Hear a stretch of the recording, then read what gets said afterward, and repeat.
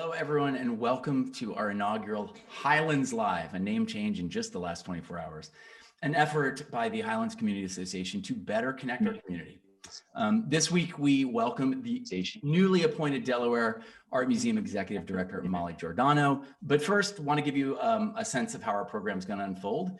First and foremost, if you don't mind, please mute yourselves. We'd love to see you, but we'd love to hear Molly. So please do mute your microphones if possible. My name is Benjamin Wagner. April marks my first full year in the Highlands with my wife, Abigail, who was born in Wilmington, raised in Greenville. We moved here 2 years ago and into the Highlands 1 year ago with our daughters, Maggie and Elsie. I am the newly minted, as I mentioned, communications lead for the Highlands Community Association. Linz. Hi, everyone. I'm Lindsay DeSabatino, and I lead our events. We might have met before at our Halloween and spring event that we had not last year, the year before, though. I've lived in the Highlands for the last 14 years with my husband, Andrew, and our two kiddos, Ernie and Lizzie. And a few weeks ago, Benjamin and I were just kind of brainstorming about what would be a great way to bring our community together during COVID. And we thought, how fun would it be to showcase our awesome neighbors and celebrate how great our neighborhood is. Right on. So here we are tonight with our first Highlands Live, and the goal is, as Lynn said, quite simple: to meet our neighbors from the surrounding community in order to discuss local arts, culture, business, parks, and recreation. Each 30-minute program is going to fundamentally be a live interview, and then we'll pivot towards the end to a moderated audience Q&A. So we'll do a quick welcome and an intro of our guest. I'll conduct about a 15-minute interview with Linz, then we'll open to you folks, and Linz will explain how we hope to moderate that Q&A so it's not a pile-on. Linz. When we get to the Q&A, we're going to ask everyone to raise their hand, or they can put their question in the chat. You can send it to me directly and I can read the question, or I will take you off mute and we'll have you ask your question directly to Molly. Awesome. And we are recording this Zoom meeting, right? So bear that in mind. And the objective there is when the show's over, we will clip the beginning and the end of the interview, and we will post it to highlandscommunityassociation.org and distribute by email. So more folks who weren't able to join us can experience the awesomeness that will be our guest. So without further ado and no more preambling, let's spend some time with Molly. Molly began her 10-year tenure at the Delaware Art Museum in 2011 and was just appointed its executive director officially. Molly steps into the directorship as the museum rebuilds from the impact of COVID, of course. In addition to rebuilding visitation and in-person programming, Molly will oversee major gallery installations, capital improvements, and numerous upcoming exhibitions, some of which I suspect we may hear about tonight. Welcome, Molly. Thank you so much for having me. I'm really excited to be your first guest. You're the best. So I wanted to start here, if we could, please. Describe your corner of the Highlands without an address. Give us a sense of like, what's out your window? What's your day-to-day experience? Where are the places that you go? What defines your Highlands? Well, my family is very lucky, and I'll just say that I have two children. I have a 1-year-old and an almost 5-year-old. And we are so lucky, we both, my husband and I, both live in and work in the Highlands. Oh. I work at the Delaware Art Museum, of course. My husband works down the street at Gordon Fanaris and Mamarella. He's an attorney. I can almost see his office from my office window. And we live just a stone's throw away on Shawcross Avenue. So the neighborhood is incredibly important to us personally and professionally. We've chosen to stay here, even though our house is getting extremely tight with the growing family. We chose very consciously to stay here, and we plan to stay here for the foreseeable future. I've been living in this neighborhood for more than a decade at this point. So our favorite, I don't even know where to start with our favorite places. Every Saturday morning, we take a walk to Rockford Park. We call it the Princess Park because we convinced my daughter to walk sand stroller all the way up there because we promised her that she might see a princess in the Rockford Tower. And my favorite story is this past summer, we walked up early one Saturday morning. There was nobody there. It was a glorious day. We rounded the corner and lined up against the stone tower wall were all the Disney princesses in full head-to-toe dress. A company that rents out princesses for children's birthday parties had gotten their entire new season of costumes and was doing a professional photo shoot for their website. And so there they were. And my daughter now, from this point forward, believes us that that is actually the Princess Park, and they all live in that tower. Wow. That must have been a moment, just kablooey. We got a great picture. So that's a favorite. We love the restaurants. We love what is now Ciro, was de la Cour. That's, according to my daughter, the little coffee shop. The big coffee shop is Brouhaha. I mean, we just scour this entire neighborhood. It's a big part of our family's life. Awesome. I'm the new guy here, right? So share a bit of your journey, if you will, please. Like, where have your life travels taken you before settling back into the Highlands? And give us a little bit of the why as you thought through putting the roots down. Yeah, so I grew up in West Virginia, and I came to the University of Delaware for college, and that's where I happened to meet my husband, and we settled in Wilmington because I had a job and he stayed for me, and then I stayed for him, and then we both kind of stayed.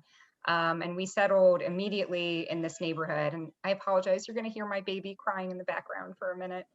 But not only do we love this community so much, but my entire family has moved here to join us. So my brother moved to the Newark area 5 years ago, and 2 years ago, my parents moved to Rehoboth Beach from West Virginia.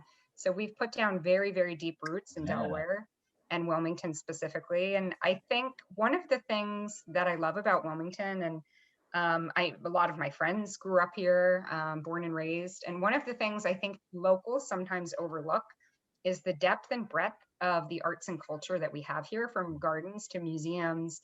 I mean, the fact that we have an art museum, a contemporary art space, theater, opera, a ballet, a symphony, our own symphony, is really unheard of for a city of this size.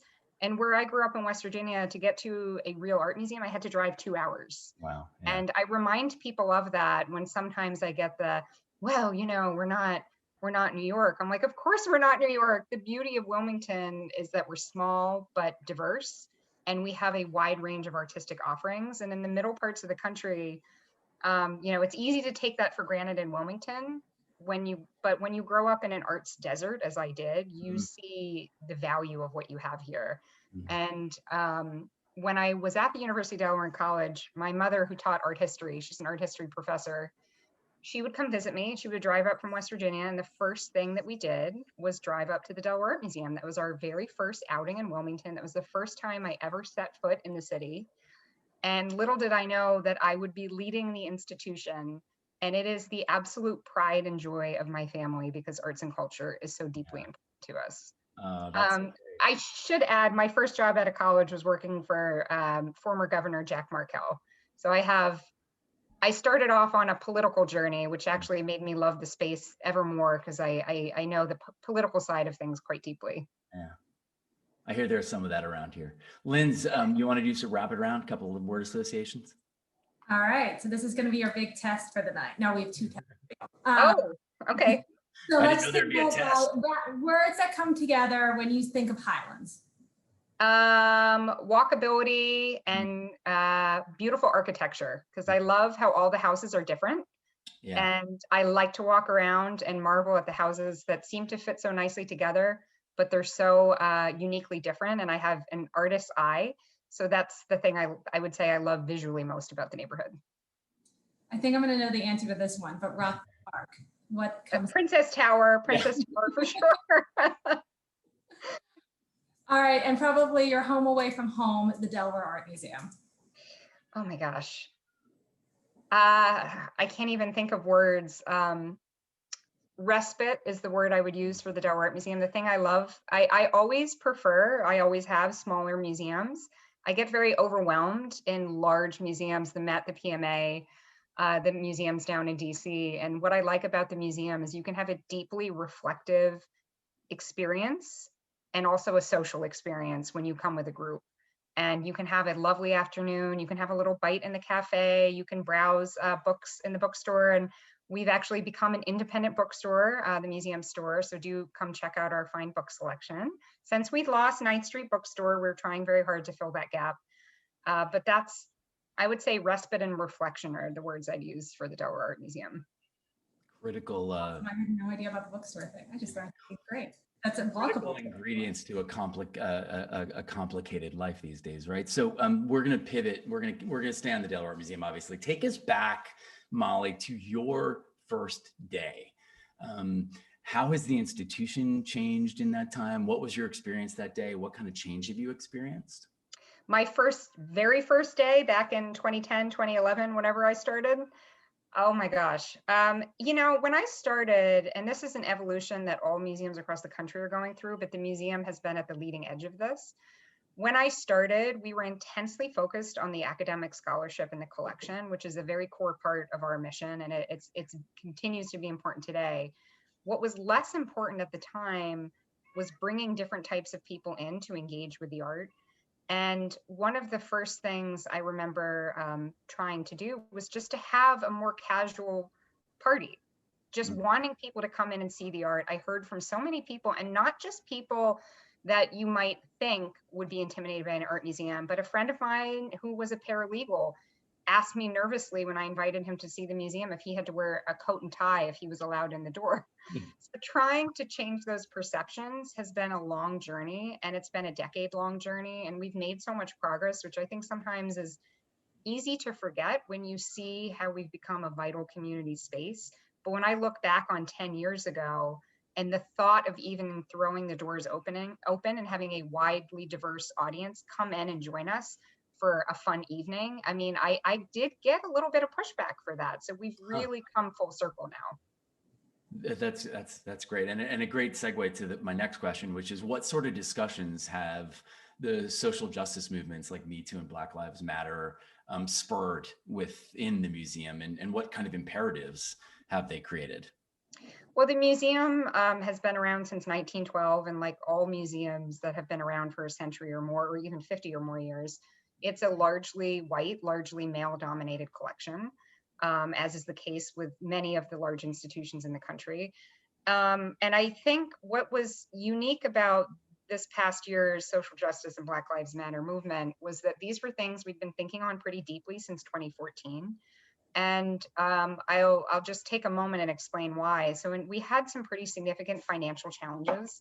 The museum had rapidly expanded its facility in the early 2000s. There were a lot of problems with paying for that expansion. It created a deep deficit that the museum was struggling with. And I would say we kind of hit rock bottom in 2014 and had to make some hard decisions.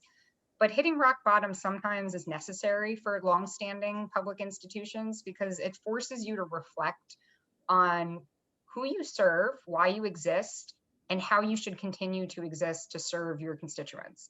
And at that moment, we did some pretty deep thinking and reflected and started slowly building ourselves back up as a community space. So our internal motto is by the community for the community. The first thing we did was start a program called the Connected Series, where we invited community groups to come in, host their own art-related activity. We would provide the supplies, we would give resources, staff, and financial resources, so people could imagine the museum from their own perspective. And this built and built and built and has taken off, so that by the time we hit 2020, a devastating year for COVID, for Black Lives Matter, we had progressed further on our journey than I think a lot of other museums had. And they were trying to frantically throw out statements about we're here for you, we're committed to social justice. And it's not that I don't believe them, it's that they were starting from such a far off point. It did strike a slightly disingenuous tone. And I think ours feels more authentic, although admittedly,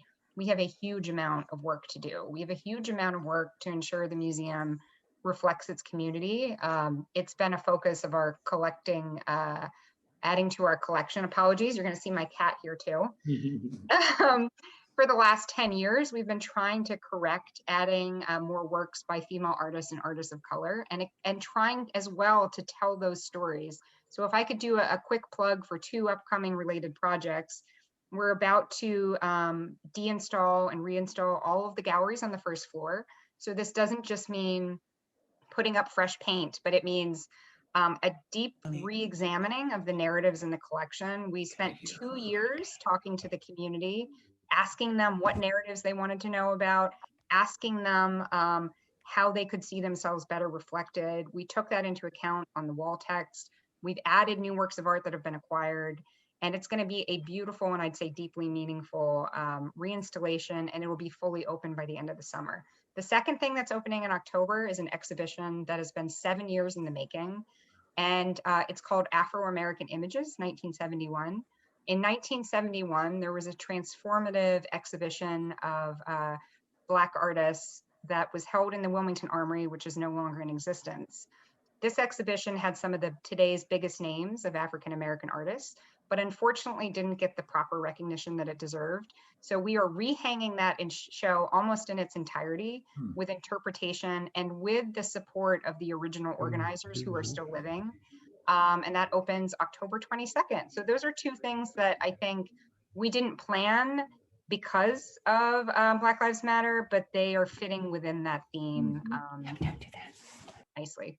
Sorry for that long answer. Oh no, it's great. It's really helpful and exactly the kind of stuff we're looking to understand. Thank you. A reminder to folks, if you're not muted, please do. You're a little chatter in there. And now's a good time also, if you haven't submitted a question and you have something on your mind for Molly, please put it in the chat, and Linz will prioritize and get those questions into the Q&A here in a few minutes. Molly, we've all experienced at least some loss and grief and sort of existential stuff during COVID. What projects or plans were scrapped or changed, and how did you manage your own sort of pivot or transition through that sense of loss, sense of rebirth, your colleagues and the whole arts community? Like what sort of work have you had to do to kind of move your communities through this time? Yeah, so I'll start by saying that my son was born on March 23rd, 2020. So it was a very deep personal and professional adjustment. I think in the beginning, we all were at a loss for how to process. We thought life was going to get back to normal, at least I did, sooner than we've ended up transitioning. And it took me a while to adjust. Spring was a very rough time because of the birth of my son. My daughter's school shut down. She was home with us full time. The anxiety about the museum at that time, it wasn't clear if there was going to be any government relief. The thought of, are we going to have to lay people off? How long are our doors going to be shut? But gradually, as the weather warmed up last spring, we emerged, I would say, in moving in a strong direction. We got a PPP loan. We learned that we would be able to fully reopen the indoor gallery spaces July 1.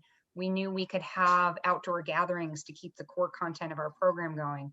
We figured out how to distribute art kits. We've distributed more than 1,500 art kits all over the city to provide at least some hands-on art education to the kids in need. We found ways to survive. And like all of us personally, I think, not only have we found ways to survive, but to thrive and to use this chance of quiet and solitude and new thinking, I would add, to our advantage. We're strengthening our facility. We're updating all of our internal systems, everything from Wi-Fi to, a new roof. We're taking the time to think about how are we fully going to be integrated into the fabric of this city through new and innovative partnerships. As well as it gives you a moment to think about your legacy. I mean, we've been here for more than a century. We will be here for another century. I am but a temporary steward of a collection and a mission. And I needed that space and reflection to think about that more critically long term. And when we're all busy doing, attending events every single night, you really don't get that time. So I would say it's been a challenging year, but overall we've used the silver linings to our advantage. And I actually think when we fully emerge, and we hope that'll be this coming fall, fully emerge in person, we are going to be in the strongest institution we've been in 25 or more years. That's terrific. Adversity and opportunity, right? So yep. Your CV, Molly, is kind of bananas, just from my vantage point, your resume, right? So undergrad at UD, master's at Penn, and you just completed an MFA, presumably prior to your recent. Actually, Benjamin, my last class wraps up in a month. So I graduate in a month. Love it. So can you give us a glimpse into that world, right? So my expectation was such a delightful surprise, because I'm thinking this is a visual artist, but there's also this other layer. So please share. Yeah, so my MFA is in creative writing. So I consider myself a literary artist. I in my spare time, I write novels for fun. That's my passion. I have a couple floating out there. One I'm submitting to agents. We'll see if anything bites. But yeah, I mean, I came from a very artistic family, a family of writers, of visual artists. My brother writes books. He just sent me a play tonight that he's eager for me to edit by the end of the week. I don't think he Oh boy. understands the type of life that I have, but it's my grandmother published her first novel when she was 75. It's a really important part of my life, and I knew that I wanted to get an MFA since the time I was in middle school. I also knew that it's not a financially viable path for a lot of people. So I kind of have two sides of my brain. One side of my brain is one that really likes to lead large scale operations, organizations, think holistically about how to use institutions to shape entire communities. And that's something that's really important to me. And that's like, I find that to be very creative work. And then the other side of my brain is processing life with my own writing. And I need both sides to be satisfied, to be happy. So I do have sort of this strange existence toggling between both, but they feed into each other in a really important way. And my writing background has also enabled us to more fully round out our literary offerings at the museum, which has been great. That's awesome. I love it. I'm so pleased to make your acquaintance. So one more question from me. And then I will hand to Linz for a quick rapid round, and we'll hear from you folks. So if you have questions, please ping Linz. So I just signed up for my first Mixers with Molly. So for me and for the group, tell us a little about this innovation on your behalf. Sure. Mixers with Molly is a virtual event, Zoom, and also streamed via Facebook Live. It's the third Thursday of the month. It starts at 4:45. You can go to our website, delart.org, and register. It's a free event. And this is a chance for, number one, for everybody to laugh at how bad I am at making cocktails. So my guest chooses the cocktail of choice, and then I lead people through a mixing of that cocktail. And then we have a conversation, much like we're having tonight. And every month we pick a different guest. So we had a fabulous storyteller in residence, which is somebody who's a live illustrator that's been doing a lot of our children's content. He was on in February, or I guess that was January, I'm losing track. We had Senator Sarah McBride, who's on the museum's board, as well as Senator Tizzy Lockman, talking about how to advocate effectively for the arts. This month, it's Pixis Piano Quartet, our very talented 10-year ensemble in residence that plays chamber music in the museum. And you will be the first to know that April is going to be the national best-selling author Don Tripp, who wrote a book called Georgia, which is a novel from the imagined perspective of Georgia O'Keeffe, which is in tandem with us just hanging a long-term O'Keeffe loan in our mid-century American gallery. So that's going to happen in April. Oh, I love that. That is so great. Very cool. All right. Thanks, Molly. I will be there. I'll talk about March 25th. I think the next one is. Yes. Linz, let's give her the rapid round, shall we?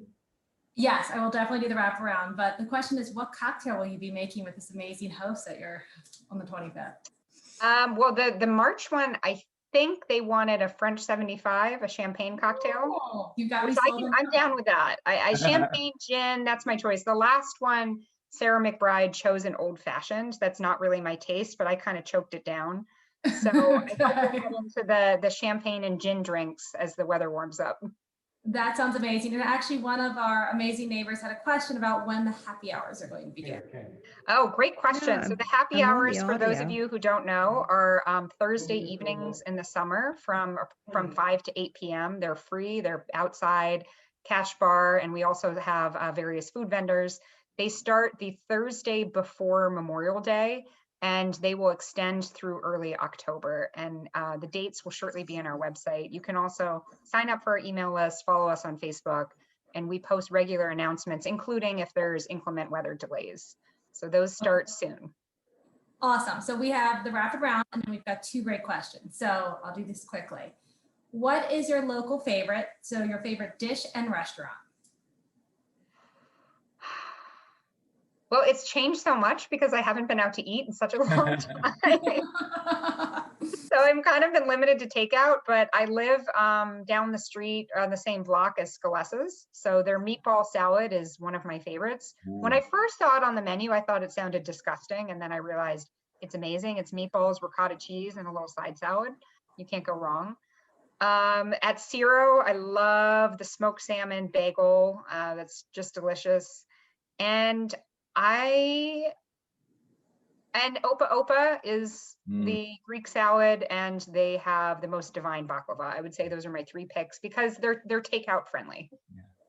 You are making me hungry. Okay, favorite view.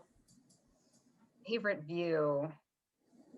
My favorite view is in Alapocus, sitting at the bench overlooking what used to be the ruins of the Bancroft family, which, little known fact, the museum's land was bequeathed to us by the Bancroft family, along with his very carefully curated pre-Raphaelite collection, with the explicit instructions that a museum would be housed for forever to house the pre-Raphaelite collection. So the Bancroft textile factory, which has now been torn down and there are buildings going up in its place, is deeply meaningful and important to the mission and history of the museum. And I love sitting on that bench next to that waterfall and thinking about Mr. Bancroft and his incredible vision. That's awesome. Let's see, artist. Favorite artist, I don't know if I can pick that without, I'll pick my favorite type of art. Abstract expressionism is my favorite sort of movement. Color field is one of my other favorite movements, and the museum has some really terrific examples of both. And I always feel so happy looking at that type of work. They look like disordered, but they create an order in my brain. For those of you who like that type of art, that'll make sense to you. All right, and last one before we get to questions. How about weekend escape? Again, I don't really get away too much. Well, for the past couple of years with my little ones, the weekend escape is my parents' house down at Rehoboth Beach. We do that quite a bit, but a really lovely day in Old City, Philadelphia is my preferred afternoon escape, since we don't get too many weekend escapes. Benjamin, should we go to questions or anything? Sure. All right, I am going to unmute Jan Jessup for question number 1. Let me see if I was able to do this. Hi, Molly. Jan. Can you tell everyone about the physical changes that are planned for the entrance to the museum? Sure, great question. And Jan Jessup is a museum trustee, so thanks for joining, Jan. This is one project, and Benjamin, I didn't answer this previous question fully, something that got delayed that was supposed to start in April or May of 2020 and was pushed out, is a modest construction project where we are improving the front entrance of the museum. For those of you who can recall in your brain, there's sort of that grass median strip between the sidewalk and the museum's main entrance. And we've determined that that is a factor of accessibility because it doesn't really look like a welcoming space. I've even had people say to me they couldn't find the museum because they thought it was a big house. Which, that would be some house, but sure. Right? Be some large house. But we're adding some steps, a platform, we're upgrading our handicap ramp, which is to the side of the main entrance to make it more accessible. And we're just trying to beautify the space a little bit more and make it look more welcoming and more inviting to signal that all are welcome to come in and experience the museum. So that hopefully will start sometime in April or May. It'll be not a very large project, but it should be done by the end of the summer in time to complete our final gallery. And then we'll have a ribbon cutting. I think it's going to be September 23rd, but the date is still TBD, to welcome people to our new front entrance and to see all the renovated galleries. So we certainly will be inviting the entire neighborhood for a champagne toast and inviting them to see the Delaware Art Museum, perhaps with masks on or masks off, but either way, everybody's invited. Awesome. That sounds amazing. And I always say we are so fortunate to have the museum as the heart of our community. And I'm going to take my dear friend Rosanna off mute. She's got a great question for you also. Hi, how are you? Good evening.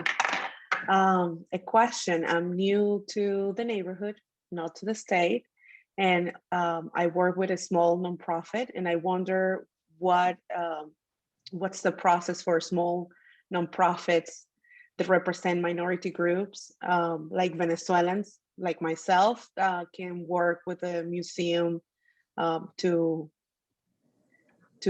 make stronger ties with this minority group. Oh, sure. Great question. I don't know exactly the nature of your nonprofit and what its mission is, but we partner widely with dozens and dozens of organizations throughout the city.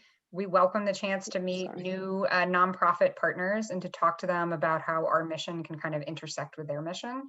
So in that case, I would welcome you to just reach out to me directly. We'll schedule a meeting with our education team and see where we can find some overlap. So that would be terrific. I'll drop my email in the chat so everybody has it. Thank you. All right. Welcome to the neighborhood.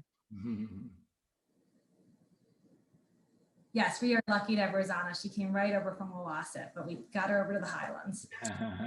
So that was our last question. Unless someone does have a question, you're welcome to raise your hand. I can take you off mute, or you can take yourself off mute if you have an additional question for Molly. All right, going twice. Sold. Well, if there aren't any other additional questions, can I do one more quick plug? Please Plug do. away. We are having an event on Sunday, May 16th, I believe it is. And it is called Brunch, Brushes and Blooms. It's brunch out back on the terrace, as well as we've invited a number of our local artists to come and work. We have a ceramic artist, a painter, we have a spray paint artist. You can watch them work live, interact with them, ask them about their process.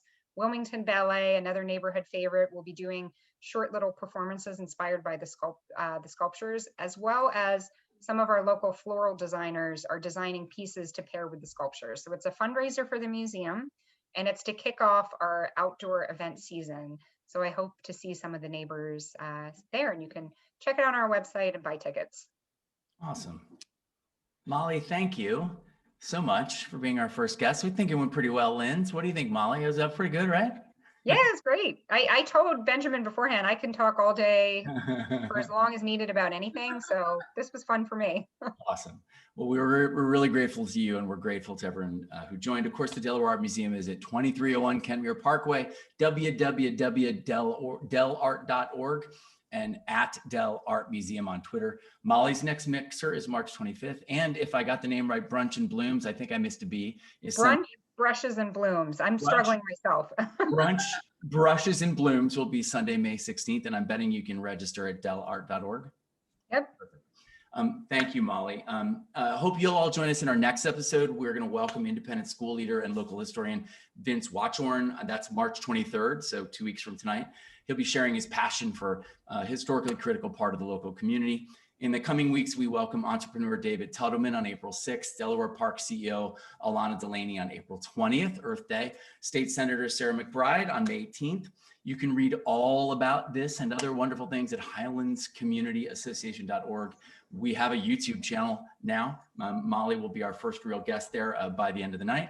On Wednesday, May 17th, the Highlands Community Association President Dennison Hatch and the rest of the team will be convening our spring meeting. That will be virtual, so we hope to see you there.